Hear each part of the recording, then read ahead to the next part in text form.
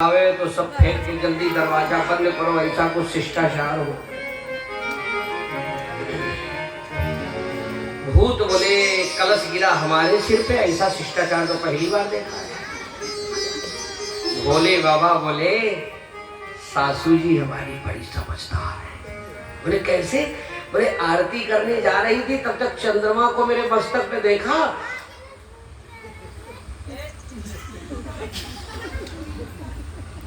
कोई बात नहीं, कोई बात नहीं है, ठीक है।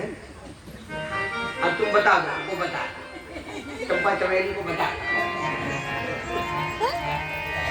वो सुनती है फिर ट्रांसलेशन करती है, अपनी शक्तियों को बताती है कि पति जी ऐसा कह रहे हैं। बोलो हनुमान जी महाराज की सही है भाई, सब सही है।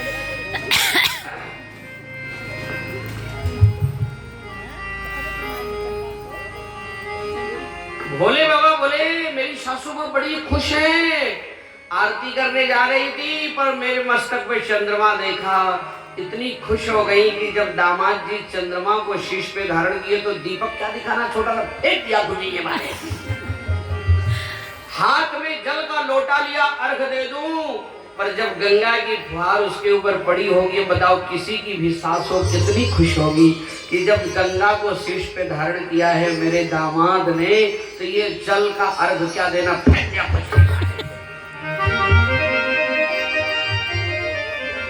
एक ने कहा ये पत्थर की सामग्री मूसल कलश सूप ये सब, अरे भोले बाबा बोले मेरी सास जी के कान में कह दिया होगा कि तुम्हारे दामाद के पास तो घर ही नहीं है, ये सब सामग्री वो रखता ही नहीं, तो बोले तो दिखाने का जरूरत, फेंक दो साथ। मेरी सास जी बड़ी खुश हैं, चिंता न करो। और जनवासे में भोलेनाथ लौट गए, देवता लोग नारद जी से बोले कैंसिल हो गया, यही बात का डर था, नाश्ता ठंडा हो रहा है मिला नहीं। कुछ भाग भाग के अंदर गए तो जो नाश्ता पैक कर रहे थे बोले बारात आ गई, बोले आ गई, तो बोले नाश्ता लेके जाओ, बोले तुम जाओ, बोले तुम्हें क्या हुआ, बोले नाश्ता ले जाए कि वहाँ खुद ही नाश्ता हो जाए। है? एक बार भाग के आए हैं, दोबारा नाश्ता लेके हम ही जाए, ले जाओ पता चल जाएगा। नारद जी ने कहा मैं जा रहा हूं, मैना को समझाऊंगा। एक देवता बोला थोड़ा सावधानी से जाना, तुम ही अगुआ हो, दरवाजा बंद करके भरपूर सेवा तुम्हारी ना हो जाए वहां। तो नारद जी बोले जो होगा देखा जाएगा। सब ऋषियों को बोले चलो अंदर नाश्ता करवाते हैं। चतुर लोग ना ऐसे डेंजर जगह पर और 4-6 लोगों को लेके जाते हैं, जो हम पर भी थे इन पर भी बीते, बोले चलो अंदर नाश्ता होगा। श्रीमन नारायण नारायण नारायण, श्रीमन नारायण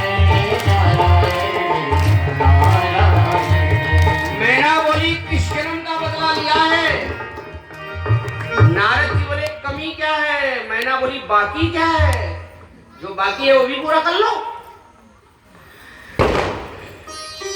पटाखा चल रहा है।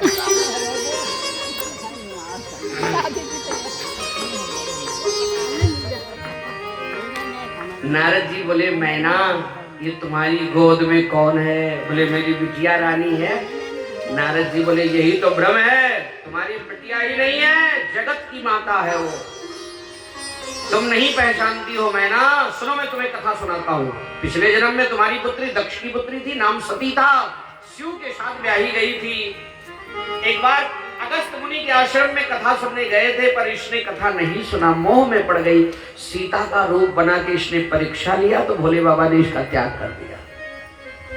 अपने पिता दक्ष के यज्ञ में इसने शरीर जला दिया। सती मरत हरि सन बर मांगा, जन्म जन्म शिव पद अनुरागा। सती ने मरते समय कहा था हर जन्म में मुझे शंकर जी ही पति रूप में मिले। वही सती तुम्हारी पुत्री बन के आई है, ये जगत जननी जगदम्बा है, व्यर्थ में कलंक मत लो मैना। सुनी नारद के वचन तब सब कर मिटा विषाद, क्षण महु व्याप्यो शकलपुर घर घर यह संवाद। नारद जी ने ऐसी कथा सुनाई कि सबका संदेह दूर हो गया। देखो मैना और हिमांचल पहचान नहीं पाए शिव पार्वती को। आप आप अभी कथा सुन के अपने घर जाइए और आपके दरवाजे पर अगर शंकर जी खड़े मिल जाए, आप पहचान लोगे? जब मैना नहीं पहचान पाई शंकर जी द्वार पर, हम आप पहचान पाएंगे? आप जाओ आपके दरवाजे पर शंकर जी खड़े तो आपको लगेगा कोई नाटक वाला है क्या, कोई बहुरूपिया है क्या, यही समझोगे आप? बलिहारी गुरु आपकी गोविंद दियो मिलाए। ये जीव गुरु की आंखों से भगवान को पहचानता है, अपनी आंखों में उतनी क्षमता नहीं है। नारद जी न कृपा करते तो हिमांचल और मैना भक्त शंकर जी को नहीं पहचान पाए, तो हम आप कैसे पहचान पाए? इसलिए संत और गुरु की बड़ी महिमा है, उन्हीं के कारण तो हम लोग अपने इष्ट देव को पहचान पाते हैं। नारद जी के वचनों से सब भ्रम दूर हो गया और नारद जी ने मैना के सिर पे हाथ रख दिया। देखो इस शरीर में 10 छिद्र हैं, 2 आंख, 2 कान, मुंह, नाक, 2 नाक, मलमूत्र के द्वार और 10वां छिद्र होता है यहाँ, उसको कहते हैं ब्रह्मरंधन। और जब संतों के हाथ यहाँ पड़ते हैं ना तो बुद्धि शुद्ध हो जाती है, आत्मज्ञान होता है, भगवान के दर्शन के लिए रास्ता क्लियर होता है। इसीलिए आपने देखा होगा कई लोग कहते हैं गुरु जी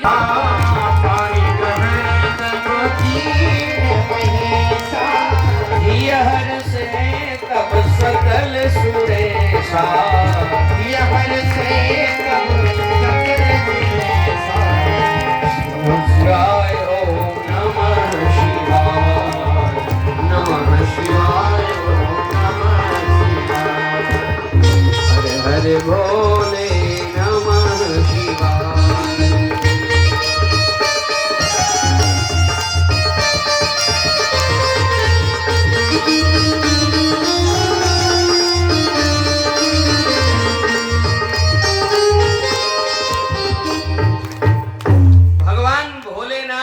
सदियों की है और सदियों तक रहेगी, सिंदूर दान की। विवाह में सबसे महत्व होता है ना सिंदूर दान। अच्छा ये सिंदूर दान का मतलब क्या है जरा देखो। राम जी ने सीता जी की मांग भरी, भोलेनाथ ने पार्वती मैया, आज भी हर दूल्हा दुल्हन की मांग भरता है। इस सिंदूर दान का मतलब क्या है? वेद ब्राह्मण अग्नि समाज सबको साक्षी बना करके वो दूल्हा कहता है दुल्हन से, आज तक तुझे जो आवश्यकता होती थी तू अपने माँ बाप से मांगती थी, पर आज से मैं अग्नि वेद समाज ब्राह्मण सबको साक्षी बना के तेरी मांग भर रहा हूँ। और मानो ये वादा कर रहा हूँ कि आज से तेरी जो मांग होगी, जो तेरी फरमाइश होगी, उसको मैं पूरा करूंगा। आज से तुझे जो मांगना होगा वो हमसे मांगना। मांग भरने का मतलब है कि तेरी मांग भरने का वचन देना, सिंदूर लगा करके। और उसी दिन से देखो सवेरे पति जब तक सो के जगते हैं तब तक नहा धो के माताएं बहुत ताजा भर भर के पूजा नारी धर्म पति